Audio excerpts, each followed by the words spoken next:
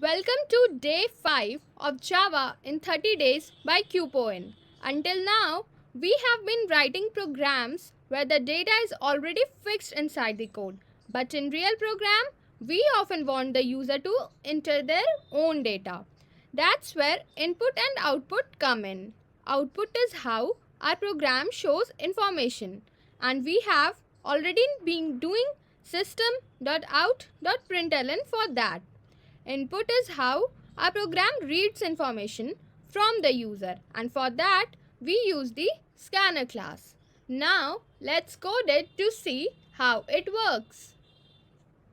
Now let's code it to check how it works. We will take System.out.println and we will write Java is a very interesting language. And then we will take another statement as System.out.print and then I love my country, and then we will take the next statement as System.out.print and let's write hello everyone, and then let's write in quotes, and then our statement is complete. Now save and then right click, run as Java application, proceed and see. Thus 2 and the last statement got printed. What happened here is System.out.println sends text to the console and adds a new line at the end. And if we use System.out.print instead, it won't add that extra line. So the next output stays on the same line. And so you can see I love my country and hello everyone is on the same line. Now let's move further with input with scanner and system.in. Let's go. Now to get input from the user, we create scanner object. We pass system.in into it, which represents the keyboard input stream. Then depending on the type of data we want, we use method like next int, next double or next line. Now let's code it to see how scanner works. Let's code it to check how it works. So we will first write our import statement. Import java dot util dot scanner and then we will put semicolon. Now we will write scanner sc is equal to new scanner and then inside bracket system dot in and then we will put semicolon, which will create the scanner object. Then we will write system dot out dot print and then we will write in quotes, enter your name, and then we will put semicolon. It's already there. Now we will write string name is equal to sc dot next line, and then we will put small bracket and then semicolon, which will read the string.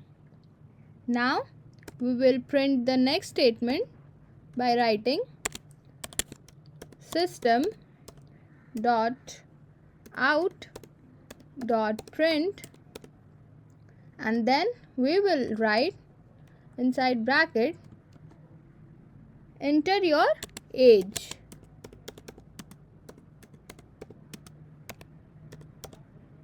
and then we will put semicolon, and then we will write int age is equal to sc dot next, and then we will write int, then we will write braces small bracket, that is, and it will read the integer.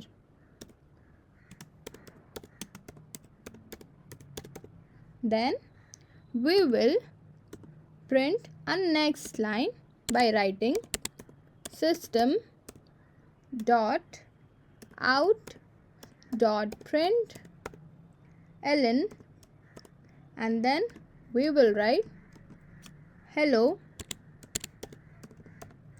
then comma, and then we will add some space, then plus sign, and then we will write name that we will enter, and then in quotes with exclamation mark we will write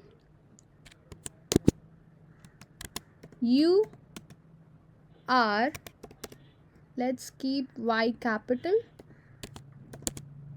you are, and then we will write plus age, and then we will write plus sign, and then inside quotes we will write years old, and then full stop.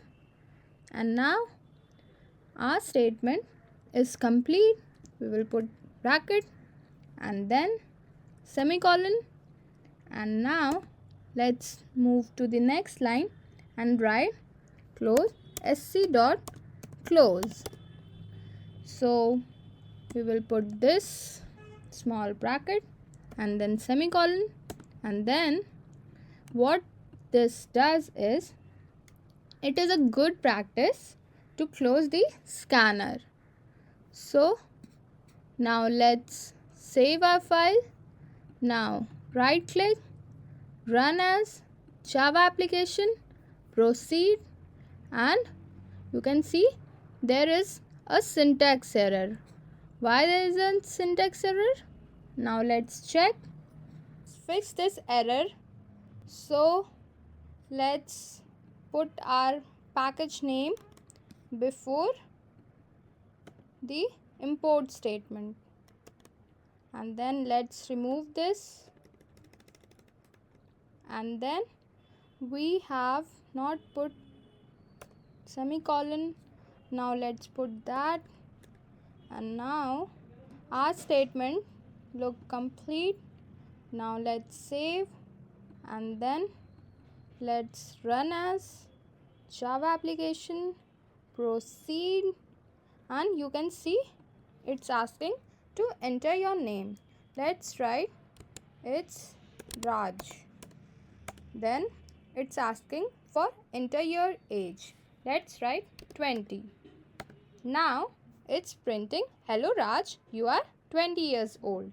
Now what we did here, we took scanner object to get input from the user.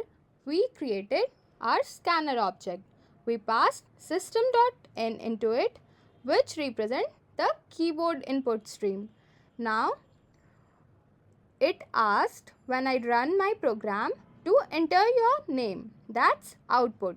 Then it waited, and then once I entered my name, it asked for the age. Then it prints back the message using the value I gave, and that's our first interactive Java program. Now what does each line mean? First we imported the scanner class from Java util package. Without this, Java won't know that what scanner is, because it is not built into the core language.